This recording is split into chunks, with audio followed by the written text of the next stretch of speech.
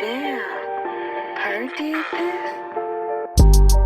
I don't need no one to save me. I was born to be the greatest. All that time in that basement, all that time isn't wasted. Rapping getting faded. I just wanna tell my mom that I made it. Just wanna be the topic of the conversation. Used to rock the gold plated. Now I'm wearing gold chains like I'm famous. Andre dropped the stat. It was last week Friday, drink in hand, and he said 72. Correct me if I'm wrong, Dre. But you said 72% of Americans only live 50 miles away from where they were born, and there's almost 200 countries in the world.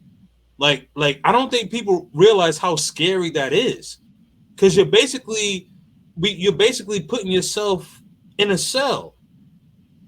And this is someone who actually was in jail and actually went outside of that. So it's when you said that comment, I thought it was a very profound moment, and it flew over a lot of people's heads. But like, I watched you very intently, and I was like, wow, like, this is someone who actually was confined and actually went outside of his area. You can add on to that if you want. You know what's so crazy about it? The fact that stat I've been quoting for a while, but the fact that we have access to 94% of the world. That's the stat that blows me away when it comes to Americans. And then when you sit back and if you rank Americans having passports with many other countries, it'll blow you away how many smaller countries or even larger countries, most of their citizens have passports like it's nothing. It's like countries that are way over 50, 60, 70% of their citizens have passports, knowing that they don't have access to as many countries and locations to accomplish so many things that we have. And to sit back and when I came across that stat a few months ago and I researched it thoroughly, and there were several reasons why they said that. One reason was because that's where their job is. Another reason is where they were raised in that city. So if you were raised in Philly, 9 times out of 10 you're going to die in Philly. If you were raised in Detroit, 9 times out of 10, that's where that's the place where you'll pass on. In other words, and so forth and so forth. But to see that 72% of Americans, don't go anywhere. Just, you might go to Alabama, visit your family down there, go to Atlanta for a minute, or go see your family in Florida, then shoot back to your state up north, and that's for the rest of your life, huh? That's all you're gonna do. So that whatever hospital you were born in, you literally are going to live and pass on 50 miles within the radius of where you live, even though you have access to over 94% of the world. I sit back and I commend all those people that are moving down to Mexico City right now. Most people don't know statistically that's the #1 place in the world where American citizens live. Over 1.4 million Americans right now live in Mexico. And they're starting to come to the reality that, listen, I got this Social Security check. It's not stretching like it used to in the States. Let me take my little car, head on down to Mexico, and live my last days in the life that I deserve to have. So a lot of Americans, not just those of us that are traveling or even digital nomads, but there are a lot of Americans that are becoming true expats, and those that are going to Tijuana from California, realizing that this is too much to be paying in California. So you have an influx of over 600,000 Americans over the last 2 years have moved from California to other locations, including Mexico. And so at the end of the day,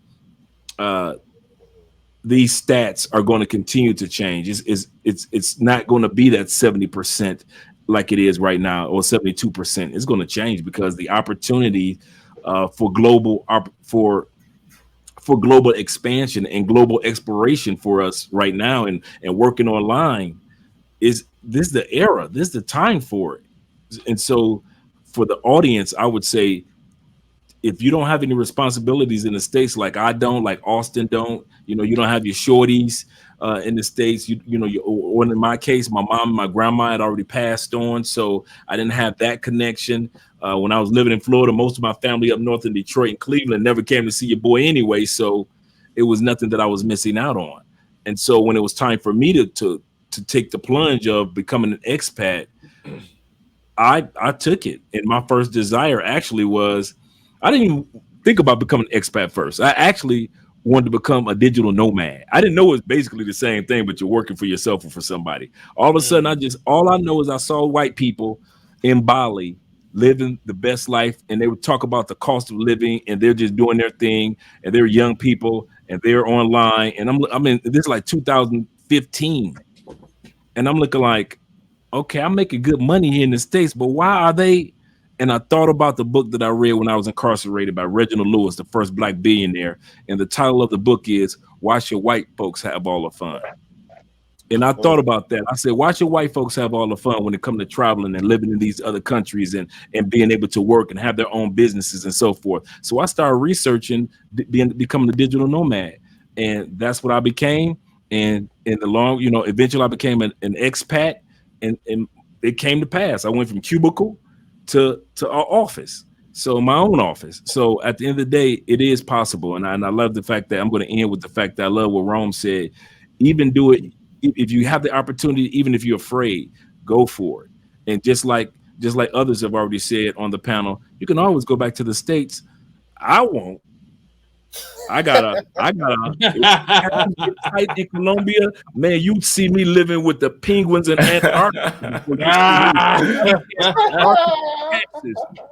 How you get your dual citizenship in Antarctica? I'll be all up in the Arctic Circle before y'all see. I'm up there with the Northern Lights every night before you see me back in the United States. Believe that one. I visit the United States, love my family, love the United States. But as far as pretending like I haven't experienced what I experienced so far all these 6 years living outside the States, it'll be hard treading to get me to go back to the United States and pretend like I'm comfortable living there. Whew, say that.